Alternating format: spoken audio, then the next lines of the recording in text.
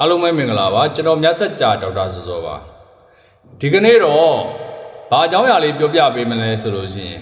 ပရိစိတ်ကျင့်စဉ်တွေကျင့်ကြတယ်ဒါပေမဲ့ကိုလိုချင်တဲ့စုတွေမပြည့်ကြဘူးဆိုတဲ့လူတွေအများကြီးကျွန်တော်တို့တွေ့ဘူးပါတယ်ကျွန်တော်တို့လည်းလာပြီးတော့မေးထားတာတွေရှိတယ်အဲ့ဒီတော့ပရိစိတ်ကျင့်စဉ်ဥပမာတချို့ကကျင့်စဉ်တွေပေါ့ပရိစိတ်ကျင့်စဉ်ရလို့မဟုတ်ပါဘူးဗျာဘာကျင့်စဉ်ပဲဖြစ်ဖြစ်အဲ့ကျင့်စဉ်တွေကျင့်ပြီးတော့ကိုကလိုချင်တဲ့စုတစ်ခုကိုမပြည့်စုံအဲ့ဒါဘာဖြစ်လို့လဲတဲ့နော်သူတို့လောက်တာပဲပေါ့နော်လောက်တာပဲအဲ့တော့လောက်ကအဲ့ဒါအကြောင်းရင်းရှိတယ်ဗျသူကတစ်ခုခုဖြစ်ဖို့ရအတွက်ဆိုလို့ရှိရင်ကျွန်တော်တို့ဒါအတိတ်အကြောင်းအရာတွေအများကြီးထည့်စဉ်းစားရမယ်ဗျနော်တကယ်တော့မဖြစ်ဘူးဆိုတော့ကိုယ်လည်းသူများနည်းသူလုပ်တယ်သူများနည်းသူပဲကိုကဟလာဝရိယစိုက်တယ်လုံလဝရိယစသည်ဖြင့်စိုက်တယ်အဲ့လိုမျိုးမဖြစ်လာဘူးဆိုလို့ရှိရင်နော်အတိတ်အကြောင်းအရာတွေအများကြီးရှိပါတယ်အတိတ်ကနေပြီးတော့ကိုယ့်ရအဲ့ဒီဟာနဲ့ပတ်သက်တဲ့ဆက်ဆက်တဲ့ပေါ့နော်အတိတ်အကြောင်းချင်းရမပါခဲ့ဘူးဆိုခဲ့ရင်ဒီဘဝမှာမဖြစ်ပါဘူးဗျအဲ့တော့မဖြစ်ပါဘူးတကယ်တော့ဖြစ်ချင်တပါဆိုလို့ရှိရင်တော့ဥပမာစုတစ်ခုအတွက်ကိုနိုင်ပေါင်းတသိန်းလေးကျင့်ရမယ်ဆိုရင်ကိုကအတိတ်ဘဝကနေပြီးတော့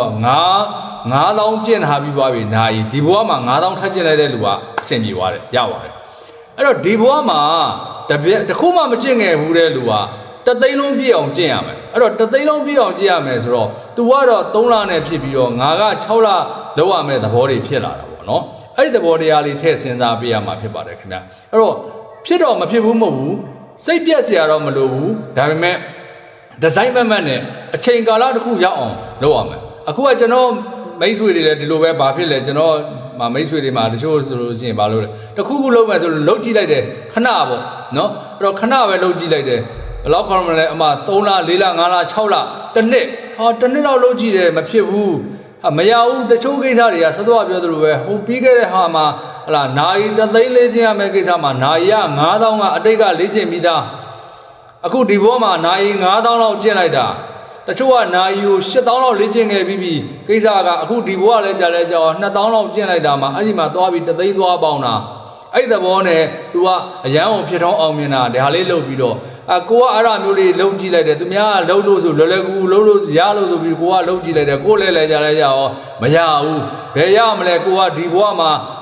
အဲ့တသိန်းကိုတက်ကနေစကျင့်ရတဲ့လူဖြစ်နေတာအဲ့တော့အချိန်ကာလတစ်ခုရောက်တဲ့အထိကိုသွားရမှာဒီဇိုင်းမမတ်လို့ဖို့အရေးကြီးပါတယ်ဘယ်ကျင့်စဉ်ကိုပဲကျင့်ဘာလို့ရင်လို့ပဲကျင့်နော်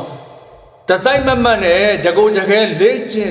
င့်ယူမှသာလင်ဖြစ်ပါတယ်ခဏလောက်ကျင့်ပြီးရင်မရဘူးဆိုတဲ့အကြောင်းလေးလဲသတိချက်ပါတော်ကြနေဒါလေးလုပ်လိုက်ခဏနေကြလို့ရှိရင်မဟုတ်တော့ဘူးနောက်ဟိုဟာလေးကဘာလို့နာမည်ကြီးလို့ဆိုပြီးတော့ဟိုဟာလေးပြောင်းလိုက်အဲဒါပရိစိတ်ကျင့်စဉ်တွေဥမာဆိုတော့ဗာလဲထူးခြားကျင့်စဉ်တွေလက်လာမပွင့်နဲ့ဆိုတဲ့ဟာတွေလည်းအများကြီးပဲလောကကြီးမှာပေါ်နေတာပေါ့နော်အဲ့ဒါခဏ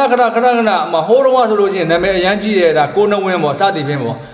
ဘယ်ဟာပဲကျင့်မှာဒီဇိုင်းမမကျင့်ဖို့လိုပါတယ်ကျွန်တော်ဆိုလို့ရှိရင်ပရိစိတ်ကျင့်စဉ်တစ်ခုနဲ့ပတ်သက်ကိုကျင့်နေကြပုံစံပေါ့နော်အဲ့ကျင့်နေကြပုံစံလေးကိုကျွန်တော်ကျင့်နေတာအခုဆိုလို့ရှိရင်ကျွန်တော်ဒါ16နှစ်ကြော်သွားပြီဒါဒီဇိုင်းမမတ်ပဲကျွန်တော်လုပ်တာပါเนาะဒီမဲ့ဟာတွေပေါ်လာလဲဘာတွေပေါ်လာမလို့ကျွန်တော်ဒီဇိုင်းမမတ်နဲ့ဆွဲမြဲလုပ်တော့ဖို့လိုရတယ်အဲ့ဒါကြောင့်လဲကျွန်တော်အထိုက်လျောက်ကျွန်တော်ဟလာသူ့ရဲ့အကျိုးရလဒ်တွေပေါ့เนาะရရှိတယ်ဆိုတဲ့အကြောင်းကိုဒါကျွန်တော်ရဲ့မိတ်ဆွေတွေကိုမျှဝေပေးခြင်းပါဖြစ်ပါတယ်အဓိကဘာလဲဆိုရင်အနှစ်ချုပ်ရရင်ဒီဇိုင်းမမတ်လုပ်ပါဒီဇိုင်းမမတ်မမိတ်မဲ့တုံလုပ်ပါဟိုပြောင်းဒီပြောင်းရှောက်မပြောင်းပါနဲ့အဲ့ဒါအရေးကြီးပါတယ်เนาะ